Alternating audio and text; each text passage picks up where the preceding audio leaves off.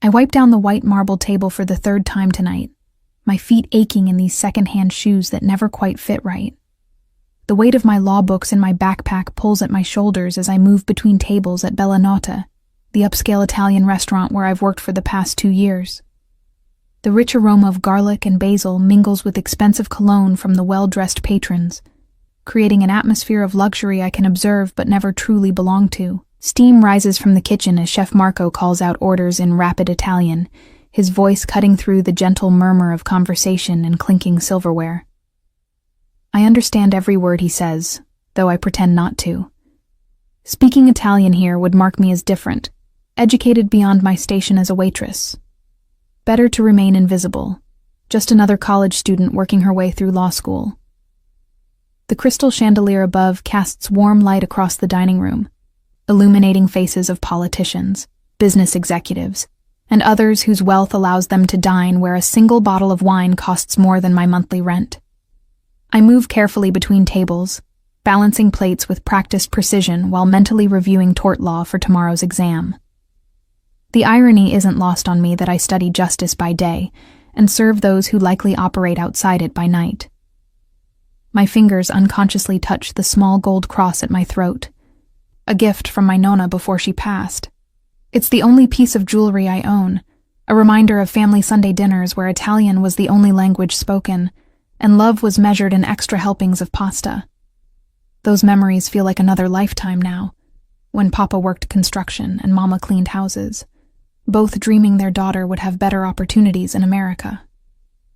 Table 12 needs water refills, and I approach with a pitcher, noting the elderly couple's animated discussion about their recent trip to Tuscany. The woman's Italian is heavily accented, American attempting to sound European, while her husband butchers basic phrases with good-natured enthusiasm. They're sweet, these tourists trying to connect with the culture they're visiting, and I smile as I pour their water. La vista dalla Torre di Pisa era incredibile, the woman says to her husband, her grammar slightly off. Ma il cibo qui a New York è anche molto buono. I can't help myself. Avete visitato anche Firenze durante il vostro viaggio? I ask, my voice carrying the perfect Tuscan accent Nonna spent years teaching me. È una città meravigliosa per le gallerie d'arte. Their faces light up with surprise and delight. The husband immediately launches into enthusiastic but clumsy Italian about their visit to the Uffizi Gallery, while his wife peppers me with questions about my family's origins. I explain that my grandparents emigrated from a small village outside Florence, that I grew up hearing stories of olive groves and medieval towers, that Italian was my first language before I learned English in school. For a few minutes, I'm not just a waitress anymore. I'm a bridge between their tourist experience and authentic culture, sharing stories of family recipes and traditions while they tell me about their children and grandchildren back in Ohio. The conversation flows naturally, filled with warmth and genuine connection that makes me temporarily forget the ache in my feet and the stack of legal briefs waiting at home. I'm so engaged in describing my nonna's secret for perfect tiramisu that I don't notice the man at table 7 has stopped eating entirely. His fork hovers forgotten over his ossobuco, while his dark eyes track my every movement, analyzing the way my hands gesture expressively as I speak, the natural confidence that emerges when I'm speaking my native language. Something in his intense stare makes the hair on my arms rise, though I can't yet pinpoint why. When I finally excuse myself from the elderly couple to continue my rounds, I catch a fragment of conversation from table 7. A low, commanding voice speaks to someone across from him. Liam, I want her. The words are quiet, but carry an undertone of absolute certainty, as if he's not expressing a desire, but stating a fact that will inevitably come to pass. I glance quickly toward the voice, and immediately wish I hadn't. The man watching me is devastatingly handsome, in a dangerous way that makes my breath catch. Perfectly styled dark hair, a jaw that could cut glass, and those penetrating eyes that seem to see straight through to my soul. His expensive suit probably costs more than I make in 6 months, and everything about him radiates power and control. When our eyes meet for a split second, I feel like prey that's just been spotted by a predator. Heat floods my cheeks as I hurry toward the kitchen, trying to shake off the unsettling encounter. Rich men sometimes notice the help, but something about his attention feels different, more intense and purposeful than the usual wandering eyes of bored husbands. There was calculation in his gaze, as if he was already planning something I wouldn't like. In the kitchen, I lean against the steel prep counter, trying to calm my racing heart. The familiar chaos of the kitchen provides temporary refuge, servers calling out orders, line cooks shouting in Spanish and Italian, the constant clatter of dishes being washed. It's a world I understand, where hard work matters more than appearance or connections. Luna, table 4 wants to speak with the manager, calls Jessica, another server whose shift started after mine. She's young, newer to the job, and still intimidated by demanding customers. They're complaining about their wine being corked. I nod and grab the wine key from my apron. I'll handle it. Which bottle? The rest of my shift passes in a blur of routine tasks, but I can feel eyes on me throughout the evening. Every time I venture back into the dining room, I'm hyper-aware of table 7, though I avoid looking directly at it. The man's presence seems to fill the entire restaurant, an invisible weight that makes every other patron seem smaller and less significant by comparison. When I finally clock out at midnight, my head is pounding from the combination of a long shift and nervous tension. I change out of my uniform in the cramped employee bathroom, pulling on jeans and a sweater before shouldering my heavy backpack. The walk to the subway station takes me past the restaurant's front windows, and I can't help but glance inside.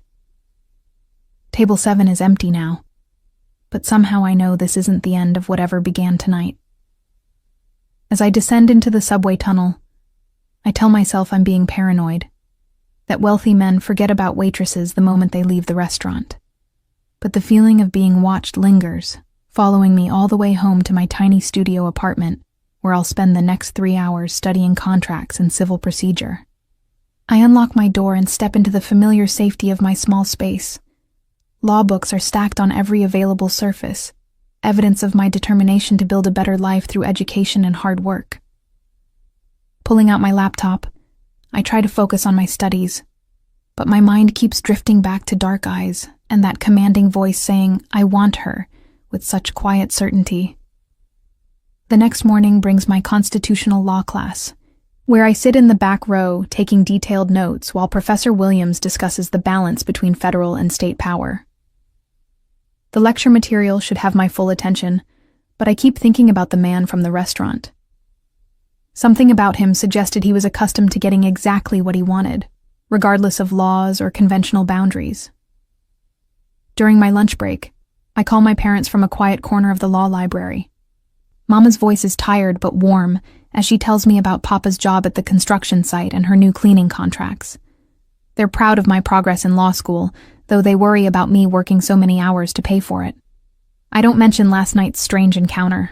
There's no point in worrying them over what was probably nothing. The afternoon brings torts class, where we discuss cases involving intentional infliction of emotional distress.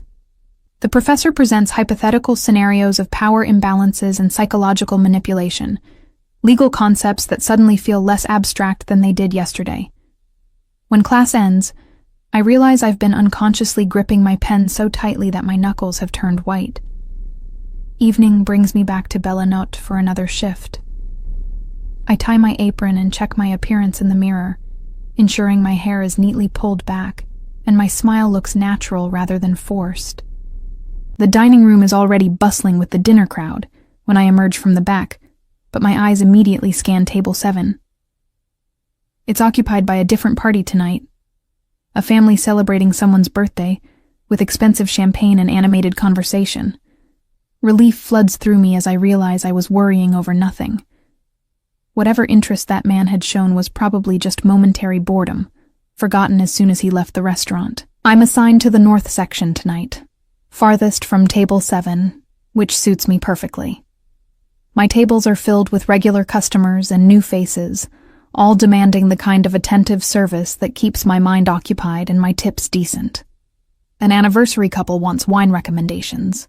A business dinner requires careful timing of courses, and a table of college students like myself celebrates someone's acceptance to graduate school. It's while I'm taking the graduate school celebration's dessert order that I notice him. Not at table 7 this time, but at table 3 in my section. The same dark-haired man from last night, now seated alone with a barely touched plate of linguine alle vongole and a glass of red wine. He's reading what appears to be a business document, occasionally making notes with an expensive pen. But I can feel his attention shift to me the moment I appear in his line of sight. My hands begin to tremble slightly as I approach the college student's table, but I force myself to maintain professional composure. He's just another customer, I tell myself. Rich men eat at expensive restaurants. There's nothing inherently threatening about his presence. But when I finally work up the courage to approach his table with a water pitcher, his smile is knowing in a way that makes my stomach clench with unease. "Good evening," I say, keeping my voice steady and professional. "Can I get you anything else tonight?" "Actually," he says, setting down his pen and giving me his full attention, "I was hoping to compliment you on your Italian last night. You have a beautiful accent." The words should be flattering, but something in his tone makes them feel more like a statement of possession than appreciation. "Thank you, sir. My family is from Tuscany." I could tell. Very authentic. He pauses, studying my face with unnerving intensity. "I'm Lucas Santoro. I own several restaurants in the city, including this one." The words hit me like ice water. He owns Bella Notte.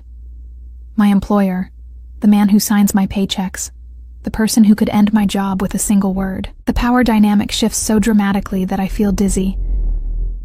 "It's nice to meet you, Mr. Santoro," I manage to say, though my voice sounds strange to my own ears. "Please, call me Lucas." His smile never wavers, but there's steel underneath it. "I'd like to discuss a proposition with you. When does your shift end tonight?" The question hangs in the air between us like a challenge I'm not equipped to handle. My shift ends in 2 hours, but telling him that feels like stepping into a trap I can't see the edges of. Everything about Lucas Santoro radiates controlled power, from his perfectly pressed shirt to the way he holds himself with absolute confidence. He's not asking when my shift ends. He's informing me that we'll be having a conversation whether I want one or not. "I finish at midnight," I hear myself say, the words coming out steadier than I feel. "But I have classes early tomorrow morning." "This won't take long." He slides a business card across the table with 2 fingers, the motion casual but somehow final. "There's a cafe called Dolce Vita, 2 blocks north of here. Meet me there at 12:30. I want to refuse, to tell him I have studying to do, and rent to pay, and a life that doesn't include mysterious meetings with restaurant owners who look at me like I'm something to be acquired. But he owns this place. He controls my income, my ability to pay for law school, my entire carefully constructed plan for building a better future. The weight of that reality settles on my shoulders like a lead blanket. "Of course, Mr. Santoro," I say, slipping the card into my apron pocket without looking at it. "I'll see you then." The rest of my shift passes in a haze of mechanical movements and forced smiles. I take orders, serve food, clear tables, all while hyper-aware of Lucas's presence at table 3. He stays for another hour, occasionally glancing up from his documents to watch me work. When he finally leaves, he doesn't look back, but somehow his absence feels more ominous than his presence did. Jessica notices my distraction when I nearly drop a tray of dirty dishes. "You okay?" "Luna, you seem rattled." "Just tired," I lie, forcing a smile. "Long week. But it's more than fatigue.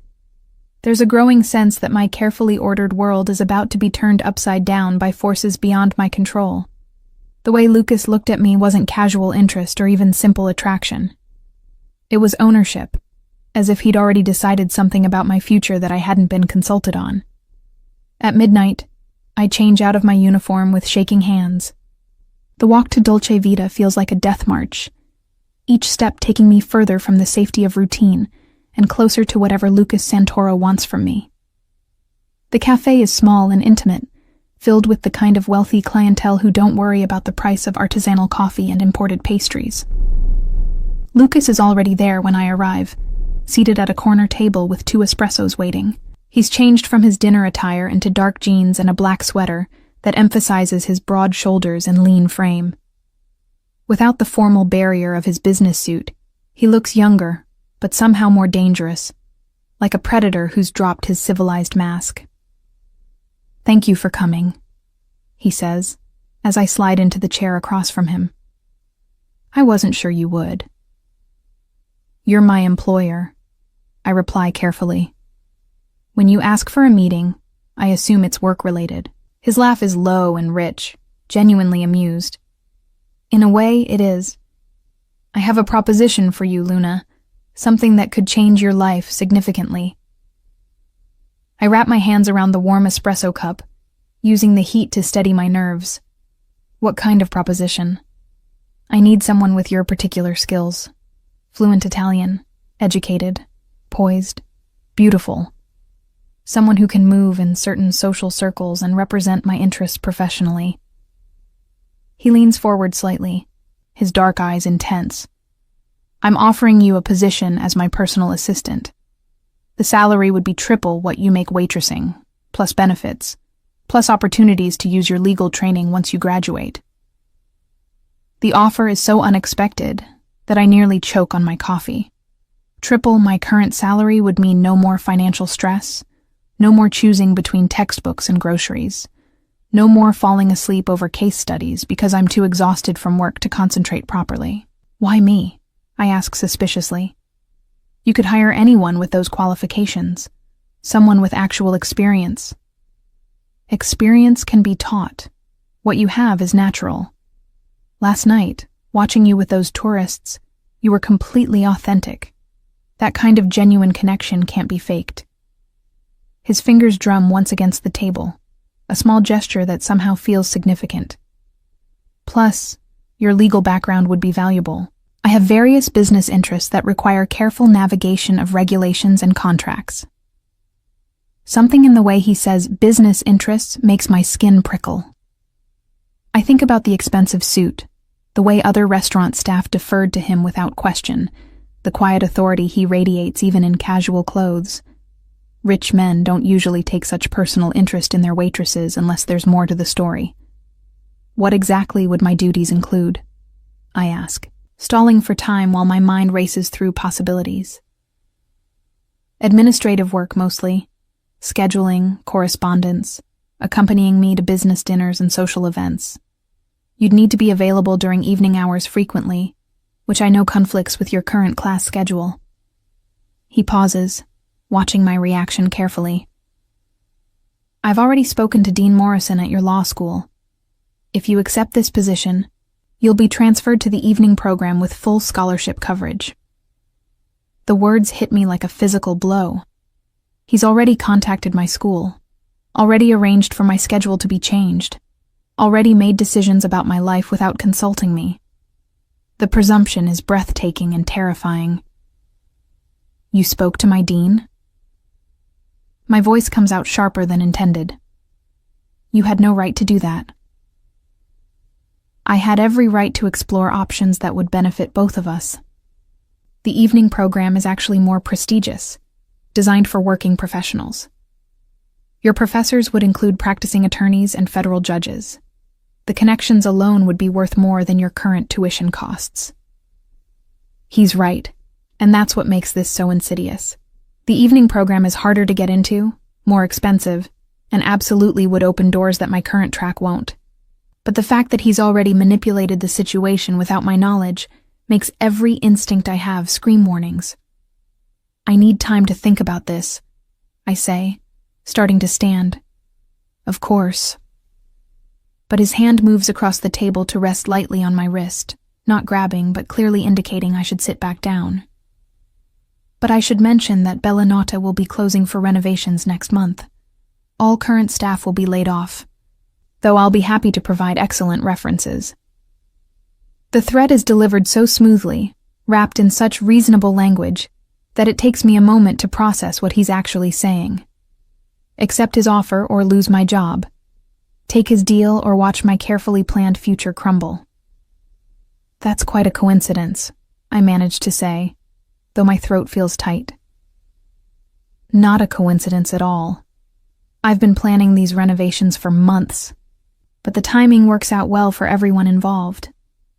His thumb brushes once across my wrist, a touch so brief it might have been accidental if not for the calculating look in his eyes. You're obviously intelligent, Luna. I'm sure you can see the advantages of this arrangement. I can see them clearly, which is what makes this so terrifying. Financial security, educational opportunities, professional advancement, everything I've been working toward, handed to me on a silver platter by a man who looks at me like I'm something he's decided to collect. What happens if I accept and then change my mind later? I ask, though I suspect I already know the answer. Why would you want to change your mind? You'd be working in a professional environment, using your education, building connections that will serve you throughout your legal career. His smile doesn't reach his eyes. Of course, the position would require absolute discretion. Client confidentiality, you understand. Very important in my line of work. The way he emphasizes discretion and confidentiality makes it clear that backing out wouldn't be a simple matter of submitting 2 weeks' notice. Once I'm inside his world, I'd know things that would make leaving complicated, possibly dangerous. I really do need time to think about this, I say again, more firmly this time. Lucas studies my face for a long moment, then nods slowly. 24 hours. The renovations begin Monday, so I'll need your decision by tomorrow night. He slides another card across the table, this one with a phone number written in elegant script. Call me when you've decided. I take the card with numb fingers, noting how his handwriting somehow manages to look both sophisticated and predatory. As I stand to leave, he doesn't try to stop me this time, but his voice follows me to the door. Luna. I turn back reluctantly. You're remarkably beautiful when you speak Italian. I look forward to hearing more of it. The walk home feels surreal, like I'm moving through someone else's life. My tiny studio apartment, with its stack of law books and secondhand furniture, suddenly looks shabby and inadequate. But it's mine, earned through my own work and determination. Taking Lucas's offer would mean giving up that independence for security that comes with strings attached. I spend the night staring at the ceiling, weighing options that all seem rigged against me. By morning, I've made my decision, though I'm not sure it's the right one. The next evening, I'm back at Bellinade for what might be my last shift as an ordinary waitress. The dining room buzzes with its usual sophisticated energy, but I feel like I'm watching it all through glass, already separate from this world I'm about to leave behind. Lucas arrives at 9, taking his usual table and ordering his usual meal. But tonight feels different, charged with anticipation and unspoken agreements. When I finally approach his table near the end of my shift, he looks up expectantly. I'll take the position, I say quietly, the words feeling like both salvation and surrender. His smile is triumphant, predatory, satisfied. Excellent choice. Report to this address tomorrow at 10. He hands me yet another card, this one with an uptown address embossed in gold. Wear something professional but not too conservative. You'll be meeting some important clients. As I walk away from his table for the last time as his employee rather than his waitress, I catch my reflection in the restaurant's mirrors. I look the same as always, but I feel fundamentally changed, as if I've crossed an invisible line that I'll never be able to uncross. Tomorrow, I'll enter Lucas Santoro's world properly. Tonight, I mourn the loss of my simple, honest life and pray that I haven't just made the biggest mistake of my existence. The address Lucas gave me leads to a gleaming office building in Midtown Manhattan, the kind of place where men in $1,000 suits make decisions that affect millions of lives. The lobby is all marble and brass, with security guards who look more like military personnel than typical building staff. When I give them my name, they're expecting me, which somehow makes everything feel more real and more terrifying. The elevator rises to the 32nd floor in silence, giving me time to second-guess every decision that led me here.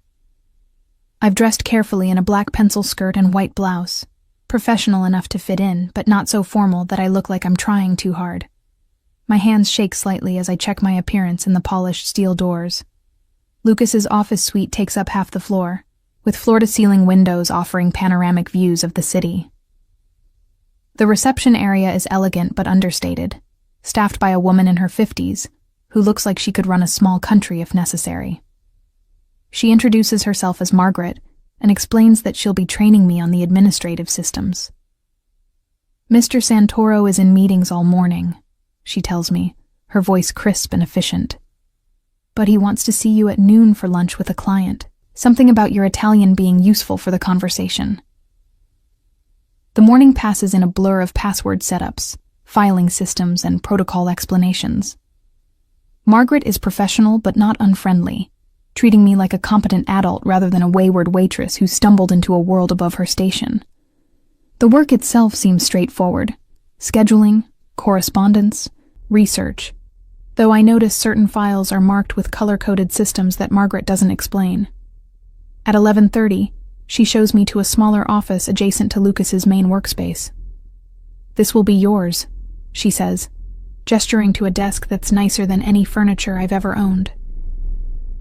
Mr. Santoro likes his assistants to be nearby but not underfoot. Through the connecting door, I can see into Lucas's office. It's masculine and sophisticated, with dark wood furniture and artwork that probably costs more than most people's cars. A wet bar occupies one corner, and I notice multiple phones on his desk, including what looks like a secure line. At exactly noon, Lucas emerges from his office dressed in a navy suit that emphasizes his commanding presence. He looks me over approvingly, his gaze lingering in a way that makes me conscious of every inch of my body. "Perfect," he says, though I'm not sure if he means my appearance or something else entirely. "Ready for your first assignment?" The restaurant he takes me to is even more exclusive than Bella Nata, the kind of place that doesn't advertise because its clientele finds it through word of mouth and family connections. We're seated at a private table where Lucas introduces me to Salvatore Benedetti, an elderly man with keen eyes and an air of old-world authority. "Salvatore, this is Luna, my new assistant." Luna, Mr. Benedetti is an old family friend visiting from Palermo. The conversation that follows is conducted entirely in Italian, and I quickly realize this isn't a typical business lunch. Salvatore speaks in the rapid, idiomatic Sicilian dialect that's different from my family's Tuscan Italian, but I can follow most of it. They discuss shipping schedules, customs procedures, and payment transfers in language that's technically legal, but carries undertones of something else entirely. Lucas watches me carefully throughout the meal, gauging my reactions to certain topics. When Salvatore mentions La Familia and Rispetto, I keep my expression neutral, despite understanding exactly what kind of family business they're discussing. This isn't about restaurants or legitimate imports. This is about the other kind of Italian tradition, the one that operates in shadows and settles disputes without lawyers or courts. "Your assistant has excellent comprehension," Salvatore tells Lucas in Italian, clearly testing whether I understand. "And beautiful discretion. These are valuable qualities." "She's exceeded my expectations already," Lucas replies, his hand moving to rest possessively on my lower back. "I think she'll be very useful for our expanding operations." The touch is brief, but unmistakable in its intent. I'm not just his employee, I'm his property, displayed for approval by his associates. The realization makes my skin crawl, but I maintain my professional smile and continue taking notes on shipping schedules that probably have nothing to do with legal cargo. After lunch, Lucas drives me back to the office in a car that costs more than my parents' house. The leather interior smells expensive, and classical music plays softly from hidden speakers. For several blocks, he doesn't speak, seemingly content to let me process what I've just witnessed. "You handled that well," he finally says, his voice approving. "Salvatore was impressed with your language skills and your discretion." "What exactly am I being discreet about?" I ask, though I'm not sure I want the answer. "Salvatore imports specialty foods from Sicily. Olive oil, wine, cured meats. Very traditional methods. Family recipes passed down through generations." His explanation is technically true, but obviously incomplete. "Some of the regulatory requirements can be complicated. Having someone who speaks the language fluently makes communication much smoother." I nod as if this explanation satisfies me, though we both know it doesn't. The afternoon brings more administrative tasks, but now I'm hyper-aware of every phone call Lucas takes behind his closed door, every visitor who arrives without appointments, every document marked with those color-coded systems Margaret wouldn't explain. By evening, my head is spinning with the implications of what I've gotten myself into. Lucas Santoro isn't just a successful restaurant owner. He's connected to something larger and darker, something that requires the kind of discretion that keeps people quiet permanently.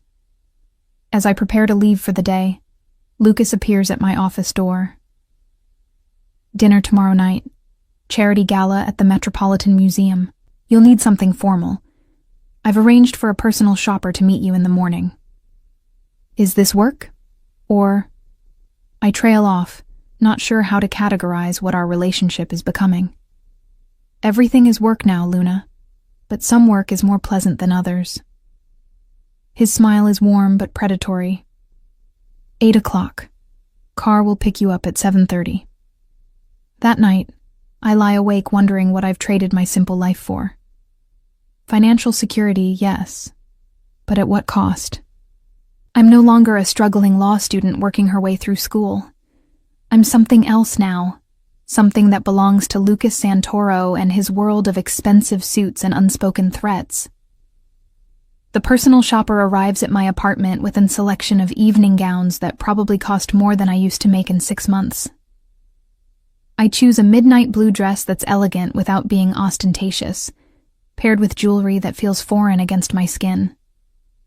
When I look in the mirror, I see someone I don't recognize. Polished, sophisticated, expensive. The charity gala is a display of New York's elite, filled with politicians, business leaders, and old money families who've been attending these events for generations.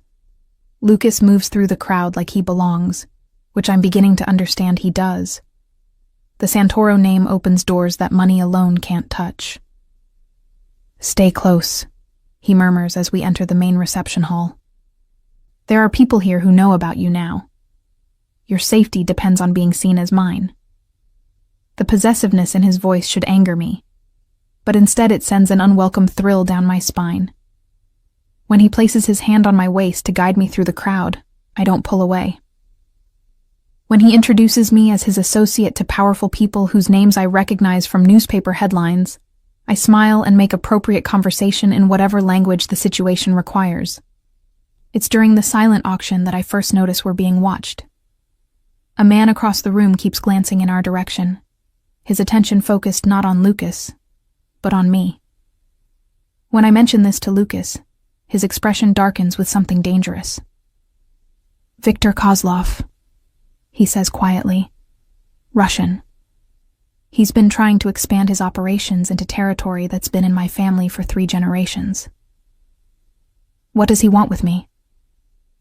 Information, leverage, or maybe he just wants to see what's important to me so he knows what to target." Lucas's hand tightens slightly on my waist. "Stay in my sight for the rest of the evening." But as the night progresses, I begin to understand that my presence here isn't just about displaying Lucas's latest acquisition. I'm being introduced to people who matter, building relationships that will serve purposes I don't fully understand yet. By the time we leave, I've exchanged business cards with a federal judge, 2 senators, and the mayor's chief of staff. "You're a natural at this," Lucas tells me in the car afterward, "born for this life." Maybe I am, which is what terrifies me most. The transition from struggling waitress to whatever I'm becoming feels too smooth, too inevitable. Like I was always meant to end up here, in the passenger seat of an expensive car, wearing jewelry that costs more than my parents' annual income, belonging to a man whose business requires the kind of discretion that people kill to maintain. When we arrive at my apartment building, Lucas walks me to the door like a proper gentleman. But when he kisses me goodnight, there's nothing proper about it. His lips are demanding, possessive, claiming me in a way that leaves no doubt about his intentions. "Tomorrow we'll discuss your new living arrangements," he says against my mouth. This neighborhood isn't safe enough anymore. I want to argue, to insist that I can take care of myself, but the words die in my throat. Because deep down, I know he's right. I'm no longer Luna Rossi, law student and waitress. I'm Lucas Santoro's woman, which makes me a target for anyone who wants to hurt him. As I watch his car disappear into the night, I realize there's no going back to my old life. Whatever I've become, whatever I'm becoming, this is my reality now. Tomorrow I'll move into whatever cage he's prepared for me, and I'll tell myself it's for my own protection. The transformation is complete. I just hope I survive it. The penthouse Lucas moves me into overlook Central Park and feels more like a museum than a home. Everything is pristine, expensive, and completely foreign to someone who grew up in a 2-bedroom apartment in Queens. The view is spectacular, but the windows don't open, and I can't help feeling like I'm living in a beautiful prison cell. Margaret helps me settle in, explaining security protocols with the same efficiency she uses for everything else. Key cards for the elevator, security codes for the apartment, a panic button disguised as elegant jewelry. "Mr. Santoro takes your safety very seriously," she tells me, though her tone suggests this level of protection isn't entirely optional. My law school transfer to the evening program happens seamlessly, just as Lucas promised. My new professors are intimidating in their expertise, practicing attorneys who treat legal theory as a living, breathing thing rather than abstract concepts. The scholarship covers everything: tuition, books, even a laptop that's significantly more advanced than my old one. But success comes with strings attached that become clearer each day. Lucas expects me at business dinners 3 nights a week, social events every weekend, and morning briefings on his calendar and correspondence. My Italian skills are essential for his meetings with certain clients, though I'm learning to recognize when conversations shift from legitimate business to something else entirely. The work itself is more complex than I initially understood. Lucas's empire includes restaurants, yes, but also construction companies, shipping firms, and real estate holdings that seem to operate according to rules I wasn't taught in business law class. When I research certain contracts, I notice discrepancies between reported income and actual cash flow that would make any accounting professor suspicious. "Don't look too closely at the numbers," Margaret advises when she notices me struggling with financial reports. Mr. Santoro values loyalty over curiosity. The warning is delivered kindly but firmly, and I understand that my legal education is both an asset and a liability in this environment. I know enough to recognize potential illegalities, but not enough to understand the full scope of what I'm protecting through my discretion. 3 weeks into my new life, I'm accompanying Lucas to a business dinner in Little Italy, when everything changes. The restaurant is small, family-owned, filled with the kind of authentic atmosphere that can't be manufactured. We're seated with several other men whose expensive suits can't disguise their working-class roots, and the conversation flows between English and Italian, depending on the sensitivity of the topic. I'm taking notes on what appears to be a legitimate real estate deal when the front door explodes inward. 4 men in dark clothing burst in, guns drawn, shouting in Russian-accented English. The few civilian diners scream and dive under tables while the men at our table reach for weapons I hadn't noticed them carrying. Time slows to a crawl as chaos erupts around us. Lucas shoves me behind an overturned table while gunfire erupts across the small dining room. The smell of gunpowder mixes with garlic and wine, creating a sensory contradiction that my brain struggles to process. "Stay down," Lucas hisses, his own gun appearing in his hand with practiced ease. Don't move until I tell you. But one of the attackers spots me behind the table and starts advancing, his weapon trained on my head. He's young, maybe 25, with the lean build of someone who grew up fighting for survival. As he gets closer, I notice something familiar about his face, something that triggers a memory from my neighborhood back in Queens. Dmitri? I call out in Russian, using language skills I learned from a college roommate. Dmitri Volkov from 47th Street. The man stops, confusion replacing aggression on his face. Luna? Luna Rossi? What the hell are you doing here? Recognition floods through me. Dmitri lived 3 blocks from my family when we were teenagers. We attended the same high school, though he was 2 years older and ran with a crowd my parents warned me to avoid. I remember him as smart, but angry, someone who felt the world owed him more than he was getting. I work here, I say carefully, slowly rising from behind the table with my hands visible. But more importantly, why are you pointing a gun at innocent people? Innocent? He laughs bitterly. You know who you're working for, Luna? You know what these men do? Around us, the standoff continues. Lucas's men have taken defensive positions, but they're outnumbered and caught in an unfavorable tactical situation. I can see in Lucas's eyes that he's calculating odds and not liking the results. I know enough, I reply honestly. But I also know that shooting up a restaurant full of families isn't going to solve whatever problem you think you have. The problem is Santoro moving product through our territory without paying tribute, Dmitri spits. The problem is your boyfriend thinking he owns this whole city. He's not my boyfriend, I say automatically, then realize how irrelevant that distinction is in the current circumstances. But maybe we can work something out, talk instead of shoot. I glance at Lucas, who's watching this exchange with a mixture of concern and calculation. A slight nod from him gives me permission to continue, though I suspect he's also positioning himself to end this conversation permanently if necessary. Tell me what you want, I say to Dmitri in Russian, switching languages to exclude the others from our conversation. What would it take for everyone to walk out of here alive? The negotiation that follows is unlike anything they taught us in mediation class. Dmitri wants territory concessions and a percentage of certain operations. Lucas wants to maintain his existing arrangements while eliminating future threats. I find myself translating not just languages, but world views, looking for common ground between 2 men who've been raised to see conflict as a zero-sum game. My law school training helps more than I expected. Contract principles apply even to illegal agreements, and both sides need something they can live with literally. After 20 minutes of careful conversation, we reach a tentative understanding. Territory boundaries will be redrawn, percentages adjusted, and future disputes resolved through discussion rather than gunfire. You speak good Russian, Dmitri tells me as his men slowly lower their weapons. And you think like a lawyer. That's useful in this business. I am a lawyer, I correct him. Almost. Even better. He holsters his gun but doesn't relax entirely. Tell Santoro this arrangement only works if he honors it. We're not going anywhere. After the Russians leave, the restaurant erupts in rapid Italian as everyone processes what just happened.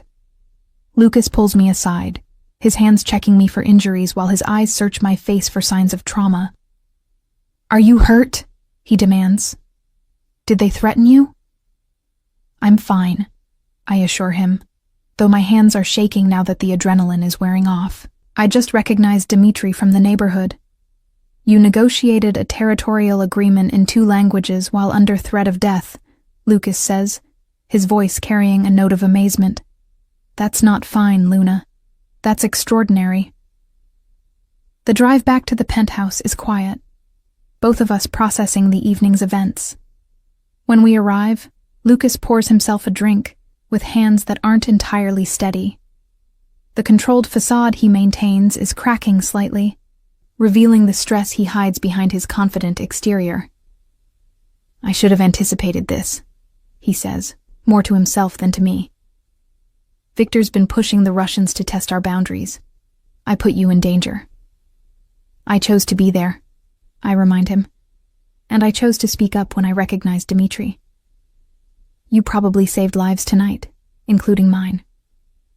He turns to face me, his expression intense. But it also means you're no longer just my assistant. You're part of this now, fully and completely. I understand what he's saying. Tonight changed everything. I'm not an innocent bystander who happened to witness illegal activity. I'm an active participant who helped negotiate a criminal agreement. There's no going back to being a simple law student who doesn't know what her employer really does. What happens now? I ask, though I suspect I already know. Now you learn the rest of it. All of it. Lucas moves closer, his presence both protective and possessive. Because after tonight, Victor knows you're valuable to me. That makes you a target until this territorial dispute is resolved permanently. The implications settle over me like a heavy blanket. My transformation from waitress to assistant was just the beginning. Now I'm becoming something else entirely. A partner, a liability, a weapon, a target. All depending on circumstances I can't control. I need to call my parents, I say suddenly. Make sure they're safe. Lucas nods approvingly. Already done. They're being moved to a secure location until we can assess the threat level. Consider it a vacation. All expenses paid. The casual mention of my family's relocation without my consultation should anger me, but instead, I feel grateful. Lucas is thinking steps ahead, protecting people I care about before I even realize they might be in danger. Thank you, I say, meaning it despite the circumstances. You're mine now, Luna. Completely mine. That means everything you care about is under my protection. His fingers trace the line of my jaw with surprising gentleness. But it also means you'll never be safe from people who want to hurt me. The choice has been made for me. Or perhaps I made it myself the moment I recognized Dmitri and chose to speak instead of staying hidden. Either way, there's no path back to my old life. I'm Luna Santoro now in everything but name, and that name change is probably just a matter of time. As I prepare for bed in the guest room of this beautiful prison, I catch sight of myself in the mirror. The woman looking back at me is polished, confident, dangerous in ways I'm still discovering. She's nothing like the scared waitress who agreed to Lucas's proposition 4 weeks ago. I just hope she's strong enough to survive what comes next. The wedding planning begins 6 months later, though it feels less like preparing for a celebration and more like orchestrating a political alliance. Every detail is scrutinized for security implications. Guest lists are vetted through multiple intelligence sources, and the venue requires enough fortification to repel a small army. I never officially accepted Lucas's proposal because he never officially made one. The ring simply appeared on my finger one morning after a particularly successful negotiation with a union leader who'd been causing problems for one of Lucas's construction projects. My legal training had proved invaluable in finding loopholes that avoided violence while achieving our objectives. "You're wearing my ring," Lucas had observed over breakfast, as if commenting on the weather. "It seems I am," I'd replied, studying the flawless diamond that probably cost more than most people's houses. "Good. We'll announce the engagement at the Benedetti anniversary party next month." And that was that. No romantic speeches, no getting down on one knee, just the inevitable progression of a relationship that had stopped being optional a long time ago. I should have been offended by the lack of romance, but by then I understood that Lucas expressed love through protection, possession, and the gradual elimination of any life that didn't include him. The law school graduation ceremony happens 3 weeks before the wedding.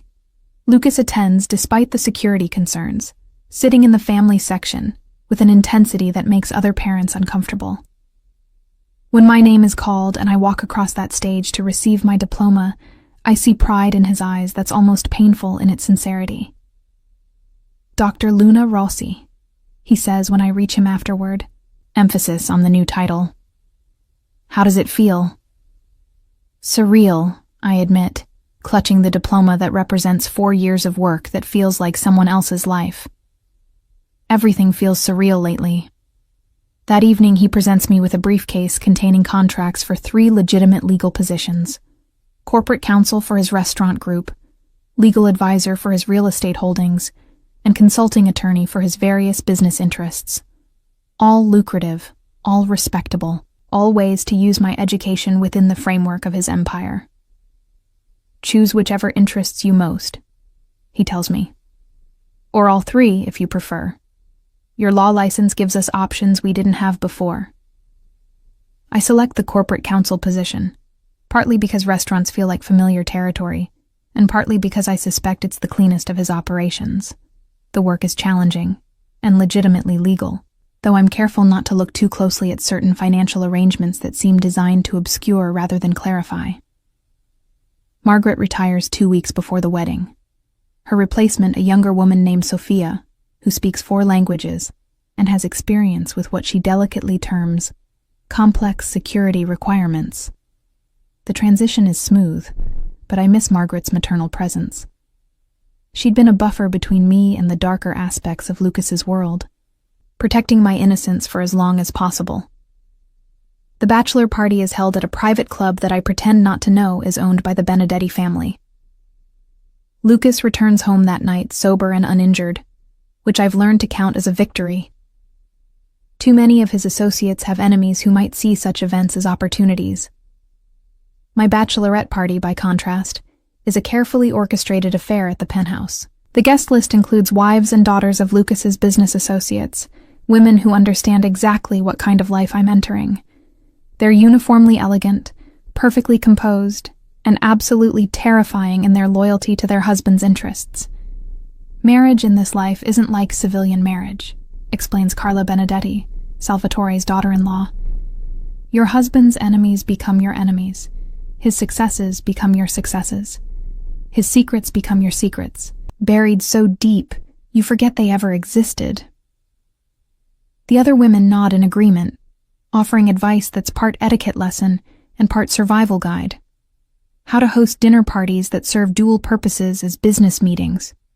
How to socialize with law enforcement while maintaining appropriate boundaries. How to raise children who understand the importance of discretion without feeling burdened by family legacy. You're lucky, adds Maria Santos, whose husband controls the docks on the west side. Lucas chose you for love as much as utility. That's rare in arranged marriages. I realize with a start that most of these women didn't choose their husbands any more than I chose Lucas. The difference is that my cage is gilded with genuine affection, while theirs are maintained through duty and fear. The wedding ceremony takes place at St. Patrick's Cathedral, a choice that required months of negotiations with church officials and enough security to protect a head of state. The guest list reads like a who's who of New York's power structure, with federal judges sitting next to men whose business cards list only phone numbers. I walk down the aisle in a dress that cost more than my parents' house, toward a man who looks devastating in his custom tuxedo. When our eyes meet, I see possession and pride, and something that might be love if it weren't so consuming.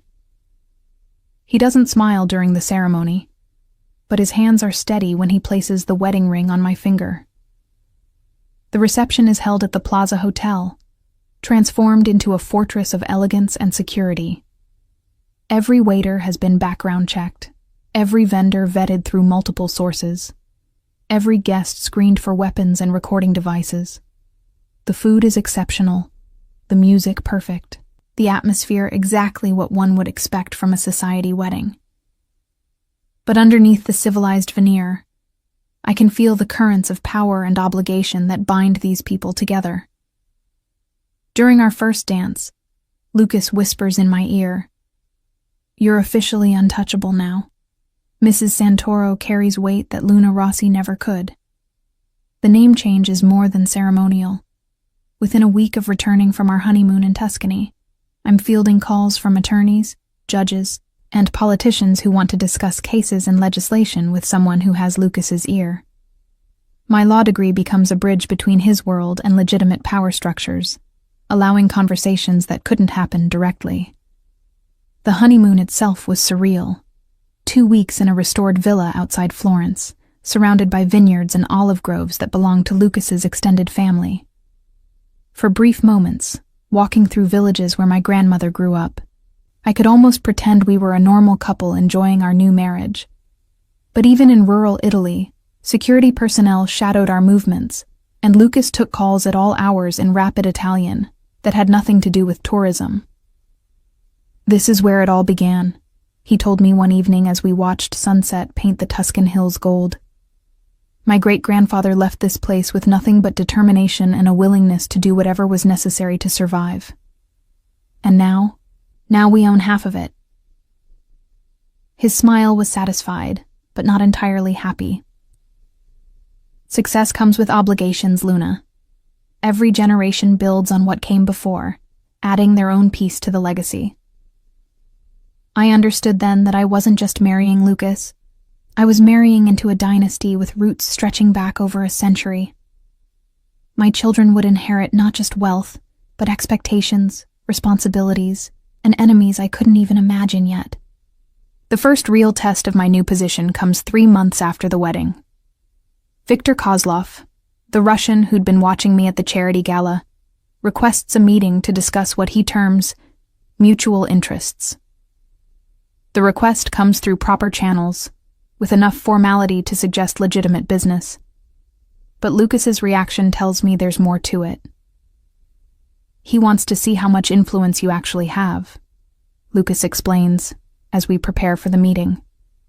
"Whether you're just decorative or actually involved in decision-making. And which am I?" His smile is predatory. "That depends on how well you handle this conversation." The meeting takes place at a neutral location, a private dining room at the Four Seasons that's been swept for surveillance devices and staffed with our own security. Victor arrives with 2 associates, all of them impeccably dressed and radiating the kind of cold professionalism that suggests military backgrounds. "Mrs. Santoro," Victor greets me with European formality, kissing my hand in a gesture that manages to be both respectful and vaguely threatening. "Congratulations on your recent marriage.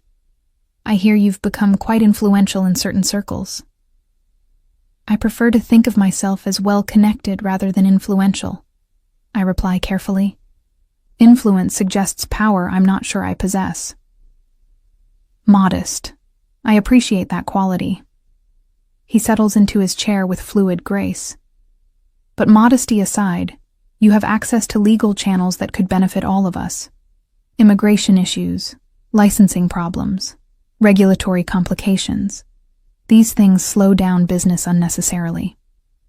What follows is a carefully choreographed dance around the edges of legitimate business. Victor wants help navigating legal obstacles that interfere with his operations, while Lucas wants assurance that any assistance won't create future complications. As a licensed attorney married to a powerful man, I represent a unique opportunity to bridge worlds that don't usually communicate directly. "I can review certain regulatory matters," I tell Victor after consulting with Lucas through meaningful glances. "But only if all activities fall within legal parameters. My bar license is non-negotiable. Of course, we're all legitimate businessmen here." Victor's smile doesn't reach his eyes. "Perhaps we could start with some import-export documentation issues. Very routine. Very legal. The agreement we reach is carefully worded and technically legal, but I understand I'm now providing services to people whose definition of legitimate business differs significantly from the American Bar Association's." Over the following months, I review contracts, filing procedures, and regulatory compliance issues for clients who pay in cash and never want to meet in the same location twice. Lucas watches this development with satisfaction and something that might be pride. "You're becoming indispensable," he tells me after a particularly successful consultation. "Not just to me, but to the entire structure we've built. The work is intellectually challenging and financially rewarding, but it also means crossing lines. I swore I'd never cross when I first started law school. Each consultation, each document review, each routine legal service pulls me deeper into a world where legitimate business and criminal enterprise blend so seamlessly that the distinctions become meaningless. My parents visit for Christmas, staying in the guest wing of our new house in Westchester. The property is beautiful. 20 acres of manicured grounds surrounding a mansion that's featured in architectural magazines.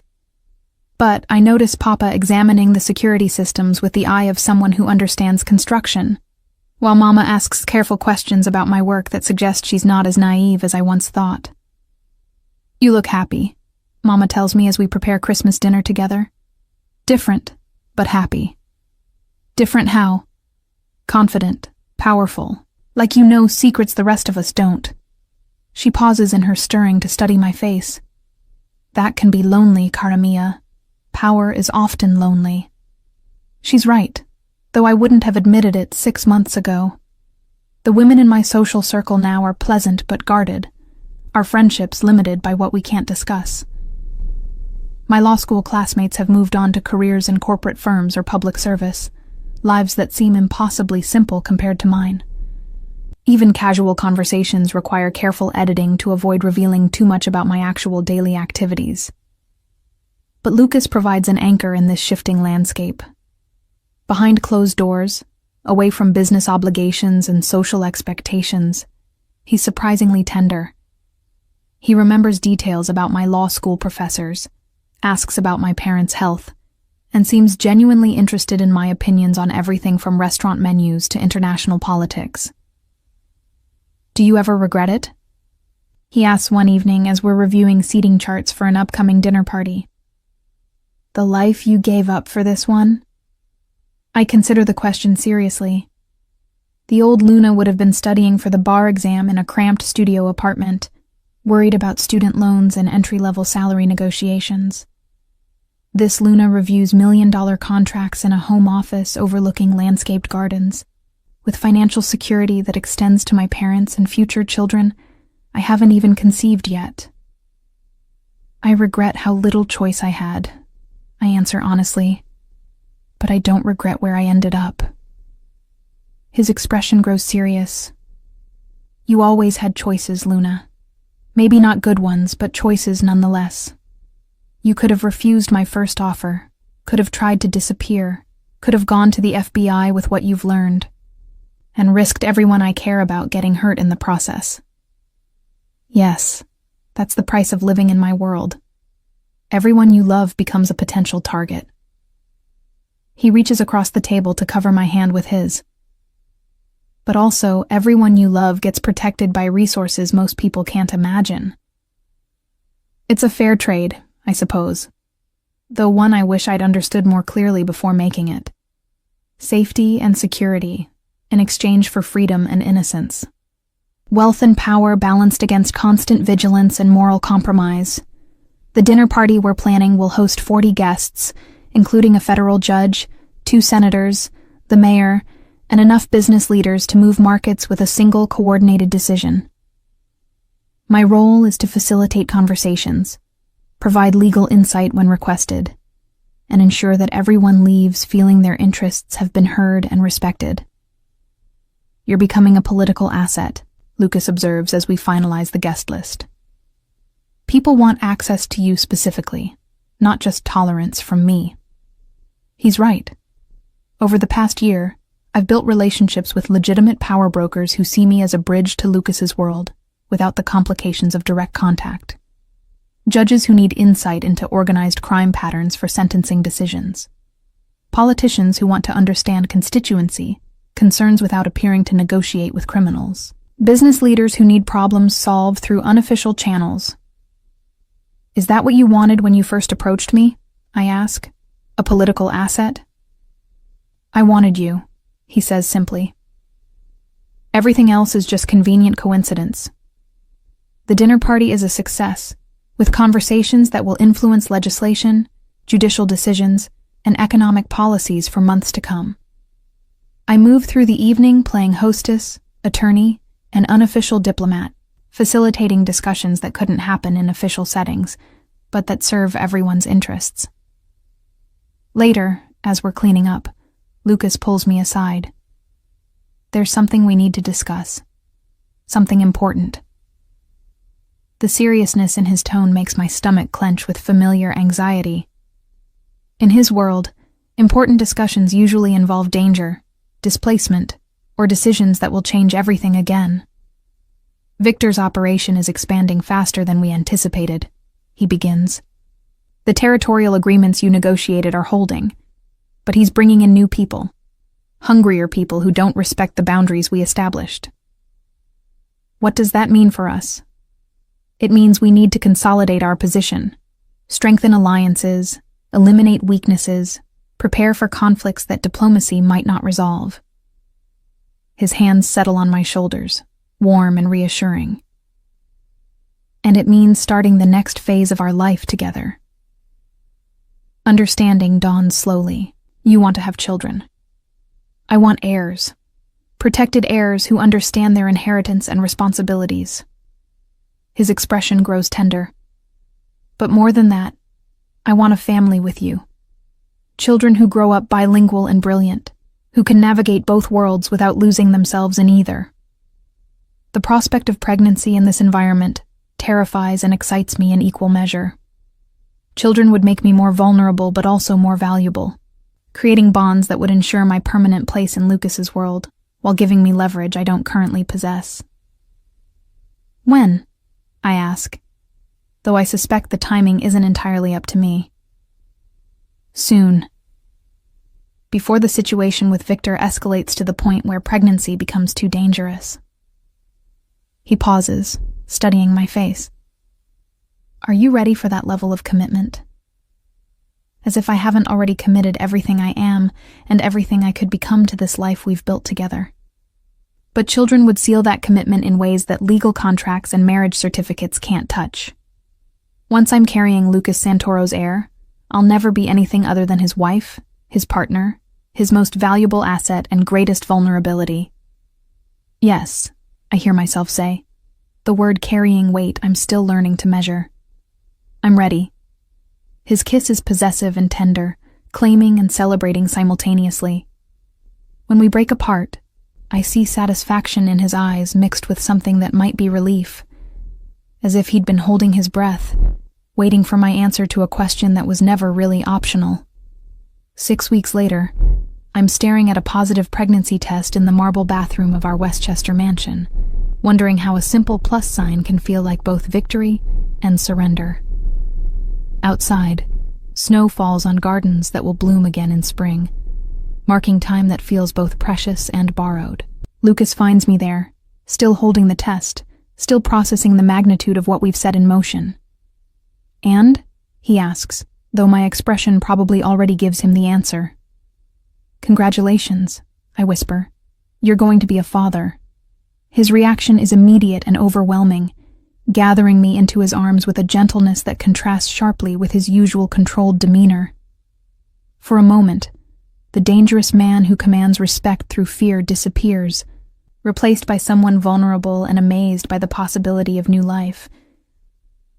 Our child, he murmurs against my hair. Our legacy.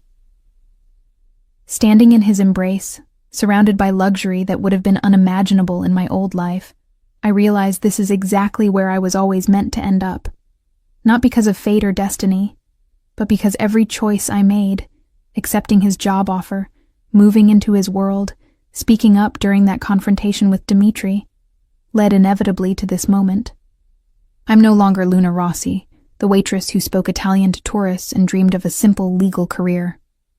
I'm Luna Santoro, wife to a powerful man, attorney to dangerous clients, and now mother to the next generation of a dynasty that spans continents and influences governments.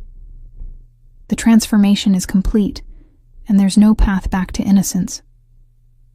But as Lucas's hands settle protectively over my still flat stomach, I realize I don't want one. This life, complicated and dangerous as it is, belongs to me now. and I belong to it, completely and irrevocably.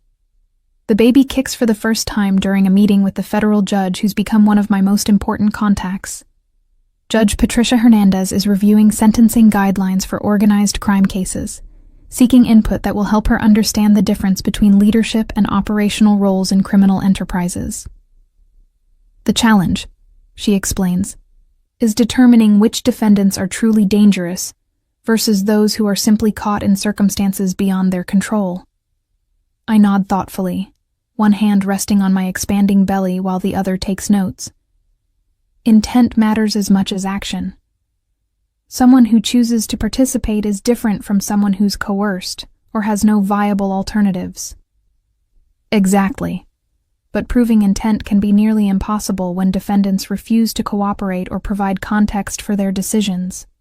The conversation continues for another hour, with me providing insight that helps shape how federal courts will handle cases involving people like Lucas, while carefully avoiding any information that could be traced back to specific individuals or operations. It's a delicate balance that requires legal expertise, cultural knowledge, and enough political savvy to serve everyone's interests without betraying anyone's trust. After Judge Hernandez leaves, I remain in my office reviewing contracts for a new restaurant venture. The work is legitimately legal and intellectually satisfying, but I'm constantly aware of how it fits into the larger structure Lucas has built. Every successful business creates cover for operations that require legitimate fronts. Every legal victory protects assets and personnel that might otherwise be vulnerable. Lucas finds me there as evening shadows lengthen across the hardwood floors. How did your meeting go? Productive. Judge Hernandez is developing a more nuanced understanding of criminal hierarchy. It should result in more appropriate sentences for lower-level defendants, which keeps our people quiet instead of desperate. He settles into the chair across from my desk, his expression pleased. You're protecting our organization without compromising your professional ethics. That's a rare skill. He's right, though the ethical boundaries are more blurred than I would have preferred when I first graduated law school. But protecting people from unjust prosecution isn't inherently wrong, even when those people work for criminal enterprises. The law is supposed to be about justice, not just punishment. Dr. Martinez wants to discuss nursery security, Lucas continues, changing the subject to more immediate concerns. Nothing elaborate, just basic monitoring and safe room protocols. Our obstetrician has experience with high-profile patients who require special privacy considerations, though I suspect most of her clientele are celebrities rather than crime family matriarchs. The security measures she's suggesting are reasonable, but remind me constantly that our child will inherit dangers along with privileges. Have you thought about names? I ask, deflecting from security concerns I'm not ready to fully confront. Something that works in both languages. Traditional enough to honor family, but American enough to avoid unwanted attention. His hand moves to cover mine on my belly. What does your family tradition suggest? The conversation that follows weaves between Italian naming customs, American practicalities, and the subtle meanings embedded in choices that will follow our child throughout their life. Every decision feels weighted with significance that extends far beyond personal preference. That weekend, we drive to Queens to have Sunday dinner with my parents. The contrast between my childhood neighborhood and our current life is stark, but not uncomfortable. Papa's construction work has given him insight into building techniques that makes him appreciate the security features of our new home, while Mama's years of cleaning houses taught her to recognize quality in everything from furniture to table settings. You look healthy, Mama observes as she serves homemade ravioli that tastes exactly like my childhood. Pregnancy suits you. I feel good. Different, but good. Different how? Papa asks, though his tone suggests he already knows the answer. Responsible for more than just myself. I touch my belly unconsciously. Everything I do now affects someone else. Lucas and Papa discuss construction projects over wine, their conversation touching on legitimate business interests that don't require careful editing. Watching them, I'm struck by how similar they are despite their different backgrounds. Both men who built something from nothing through determination and strategic thinking. After dinner, Mama pulls me aside to the small garden behind the house where she grows herbs and vegetables. Are you happy, Luna? Really happy? Not just comfortable? It's a question I've been avoiding, even in my own thoughts. Happiness seems like a luxury I can't afford when every day brings new complications and potential threats. But contentment, purpose, security, these things I have in abundance. I'm building something important, I tell her. Something that will last beyond my lifetime. That feels more valuable than simple happiness. She nods, as if this makes perfect sense. Your Nonna would be proud. She always said you had the strength for difficult choices. The drive home is quiet, both of us processing the normalcy of family dinner against the extraordinary circumstances of our daily lives. When we arrive at the house, security lights illuminate grounds that look peaceful, but are monitored by systems that could detect an approaching squirrel. Your parents understand more than they let on, Lucas observes as we prepare for bed. They're not naive. Papa's worked construction in New York for 30 years. He knows which projects get completed on schedule and which ones face unexpected complications. And your mother? Mama raised a daughter in America while maintaining Italian traditions. She understands adaptation and survival better than most people. Over the following months, as my pregnancy progresses and our business interests expand, I develop a deeper appreciation for the complexity of the world Lucas has created. It's not simply a criminal organization. It's a parallel economy that provides services, resolves disputes, and maintains order in communities where official institutions have failed. The legal work I do serves this structure by ensuring that legitimate operations remain genuinely legitimate, that disputes get resolved through proper channels when possible, and that people who find themselves caught in impossible circumstances have options beyond violence or submission. You're building something new, Judge Hernandez tells me during one of our regular consultations. A bridge between worlds that historically haven't communicated effectively. She's right. Though I hadn't conceptualized it that way, my role has evolved beyond simple legal counsel into something like cultural interpretation, helping legitimate authorities understand criminal enterprises while helping criminal organizations navigate legitimate systems. When our daughter is born on a snowy February morning, the first thing I notice is that she has Lucas's eyes. Dark, intelligent, already seeming to assess her new environment with calculating intensity. We name her Isabella Maria, honoring both Italian tradition and American simplicity. Bella, Lucas whispers as he holds her for the first time, his voice thick with emotion I've never heard before. Perfect. The nickname suits her immediately. Even at 3 days old, she carries herself with a dignity that seems inherited rather than learned. Watching Lucas with her, I see glimpses of the man he might have been in different circumstances. Gentle, protective, devoted to something beyond power and control.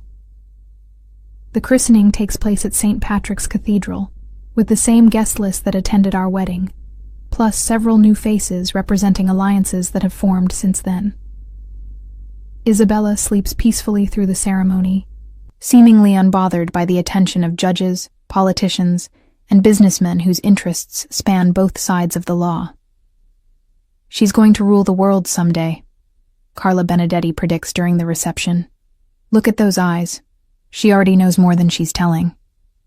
It's a joke, but also a recognition of the intelligence that's already evident in Isabella's expressions.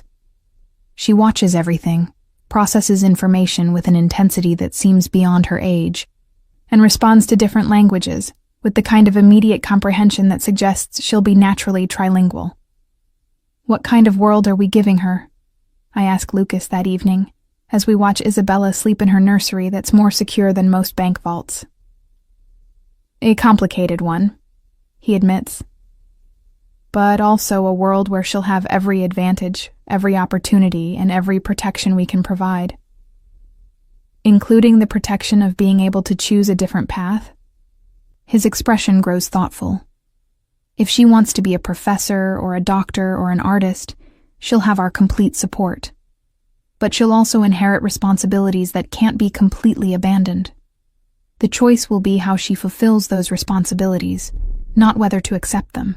Standing in the soft glow of the nightlight, watching our daughter sleep peacefully despite the guards stationed throughout the house, I understand that this conversation about choice and responsibility will continue throughout Isabella's life. She'll grow up bilingual and bicultural, comfortable in boardrooms and courtrooms, understanding both the legitimate business world and the shadow economy that operates alongside it. But she'll also grow up protected, educated, and loved by parents who chose each other despite impossible circumstances and built something beautiful from a foundation of mutual respect and shared purpose. The waitress who once served tourists and dreamed of a simple legal career no longer exists. In her place stands Luna Santoro, wife, mother, attorney, and architect of bridges between worlds that most people never know exist simultaneously. It's not the life I planned, but it's the life I've built. And as Isabella stirs in her sleep, making soft sounds that could be Italian or English, or simply the universal language of contentment, I realize it's exactly the life I was meant to live.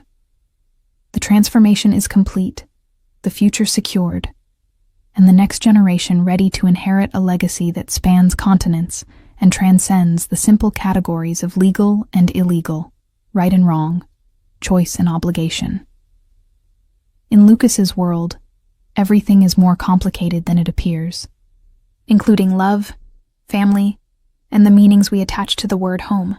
But standing here in this beautiful, dangerous, impossible life we've created together, home feels exactly right.